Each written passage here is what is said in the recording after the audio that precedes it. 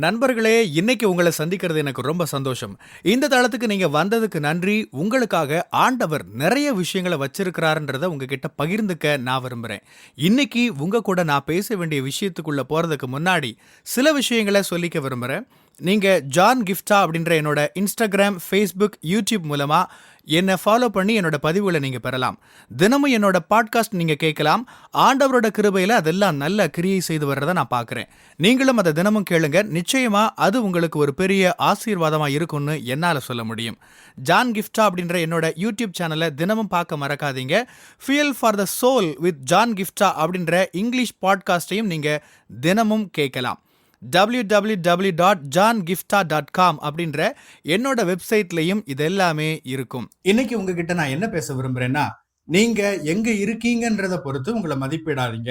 இந்த சூழல்ல நீங்க எங்க இருக்கீங்கன்றது நீங்க யாருன்னு உங்களை வரையறுத்து விட முடியாது. நீங்க இன்னைக்கு எங்க இருக்கிறீங்கன்றது மட்டுமே எதையும் தீர்மானிச்சிட போறதில்ல. நீங்க இப்ப சொல்லலாம், ஜான், என்னோட கனவுகள்லாம் நிஜமாகும்னு எனக்கு நினைச்சு கூட பார்க்க முடியல. நான் இப்ப எங்க இருக்கேனோ அதுக்கும் நான் இனிமே எங்க இருக்கணுமோ அல்லது எங்க இருக்க விரும்புறேனோ அல்லது என்னுடைய விருப்பங்கள், கனவுகள், தரிசனங்கள் எங்க இருக்குதோ அதுக்கும் இடையில எந்த ஒரு தொடர்புமே இல்லாத மாதிரி இருக்கு. நான் தவறான குடும்பத்துல இருக்கேன், இந்த கனவுகளை எல்லாம் கைவிட்டுறலான்னு நினைக்கிறேன்னு நீங்க ஒருவேளை சொல்லலாம். தவறான பின்னணியில இருக்கிறேன், என்கிட்ட போதிய வாய்ப்புகள், வசதிகள் இல்ல, தொடர்புகள் இல்லைன்னு கூட நீங்க சொல்லலாம். எனக்கு அன்பான தேவ பிள்ளைகளே, நான் ரொம்ப முக்கியமான ஒண்ணு உங்களுக்கு சொல்ல விரும்புறேன். ஆண்டவர் உங்க வாழ்க்கையில எந்த தவறும் பண்ணிடலைங்க. அந்த கனவுகளை அவர் உங்கள போடுறப்ப எந்த தவறுமே பண்ணிடல. அந்த ஆசைகளை எல்லாம் உங்ககிட்ட அவர் தவறா கொடுத்துடல. உங்களை அவர் உருவாக்கியப்ப அவர் எந்த தவறும் பண்ணிடல. உங்களுடைய பலம், தாளந்து, திறமை, இப்படி எல்லா அம்சங்களையும் உங்கள அவர் கொடுத்தது எல்லாமே ஒரு நோக்கத்துக்காகத்தான். இதுல எல்லாம் அவர் எந்த தப்பும் செஞ்சிடல. உணவு விநியோகிக்கக்கூடிய ஒரு வேலை, ஃபுட் டெலிவரியை செஞ்சுட்டு இருந்த ஒரு மனுஷன் இருந்தான்.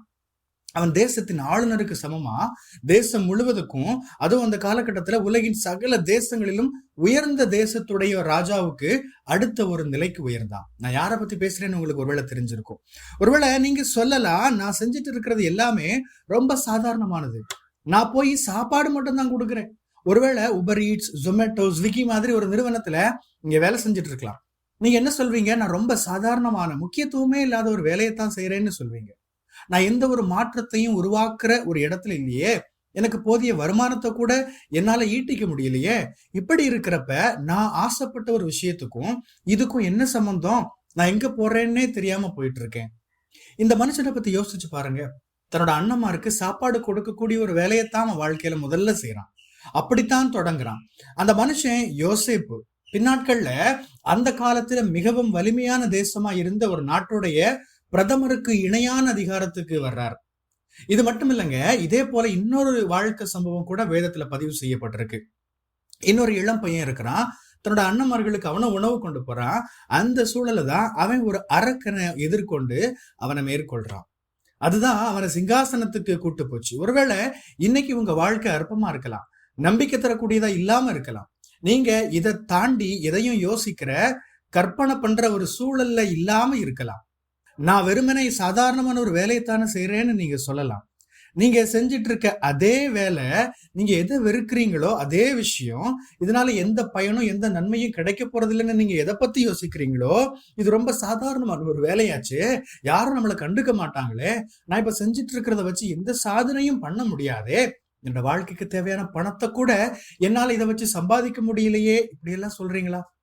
இன்னைக்கு நான் சொல்றேன், யோசேப்பு அதே விதமா தாங்க ஆரம்பிச்சாரு. ஒரு பிரதமரா மாற முடிஞ்சது. தாவீதும் அப்படிதாங்க ஆரம்பிச்சாரு. கடைசியில அவர் அரசனா மாறினார். நீங்க இப்ப இருக்கிற சூழலை இழிவா நினைக்காதீங்க, வெறுக்காதீங்க. ஒருவேளை நீங்க உணவு டெலிவரி பண்ற போறப்ப சரியான, உங்களுக்கு தேவையான ஒரு நபரை நீங்க சந்திக்க நேரிடலாம் இல்லையா?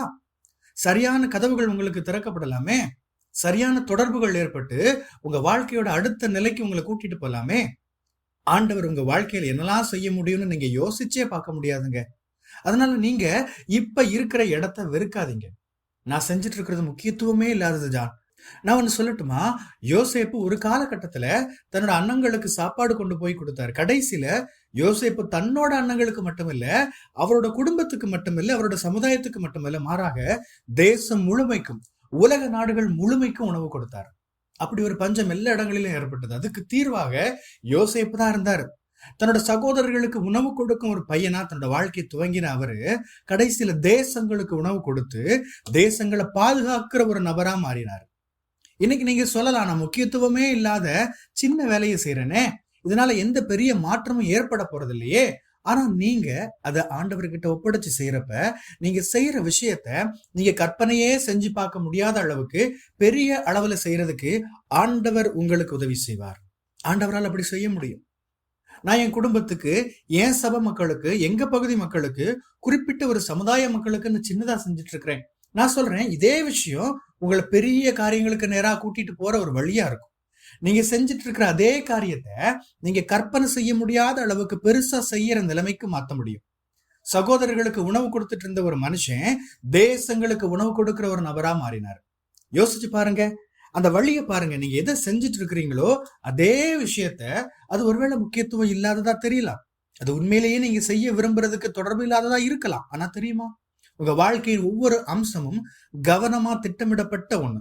ஆண்டவருக்கு நாம செஞ்சுட்டு இருக்கிறது தெரியும், அவர் நம்முடைய வாழ்க்கையில என்ன செஞ்சுட்டு இருக்கிறாருங்கிறது அவருக்கு தெரியும்.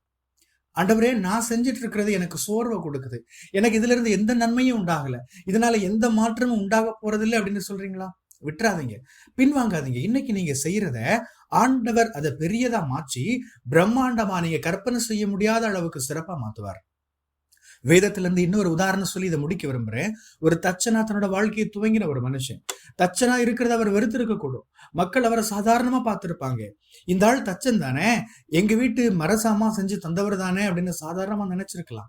இந்த பையன் அந்த தச்சனோட பையன் தானே அப்படின்னு ரொம்ப சாதாரணமா குறிப்பிட்டாங்க. ஆனா மரவேலை பார்த்த இந்த தச்சன் ஒரு நோக்கத்திற்காகவே இந்த உலகத்திற்கு வந்தார். அவருடைய மாபெரும் நோக்கத்தை மரத்துண்டு ஒன்றிலே சிலுவை மரத்தில் நிறைவேற்றி முடித்தார். ஜீவனுள்ள தேவனுடைய குமாரன் ஒரு மரத்தில் சாகும்படி அழைக்கப்பட்டார். இதே நபர் ஒரு காலகட்டத்துல மரத்தோட வேலை பார்த்து கொண்டிருந்த ஒரு தச்சனா இருந்தார். இன்னைக்கு நீங்க சொல்லலாம், நான் மரத்தோட தான் வேலை பார்த்துட்டு இருக்கேன். ஆனா அதுவே உங்களுடைய வாழ்க்கையின் இலக்குக்கு, நோக்கத்துக்கு நேரா அவங்களை நடத்தக்கூடியதா மாறும். ஜான், இன்னைக்கு நான் உணவு டெலிவரி தான் பண்றேன். ஒரு நாள் நீங்க தேசங்களுக்கு உணவு கொடுக்குற ஒரு நபரா மாறலாம். உற்சாகமா இருங்க, நம்பிக்கையா இருங்க, ஊக்கப்படுங்க. ஆண்டவர் உங்களை உருவாக்குவதில் எந்த தவறும் செய்திடல. ஆண்டவர் அந்த விருப்பங்கள், கனவுகள், தரிசனங்கள், வாக்குத்தத்தங்கள் இதெல்லாம் கொடுத்ததுல எந்த தவறும் செஞ்சிடல. இதெல்லாம் எதுக்கு கொடுத்திருக்கிறார் தெரியுமா? உங்க வாழ்க்கையில இருந்து ஒரு பெரிய சாட்சியை உருவாக்கத்தான்.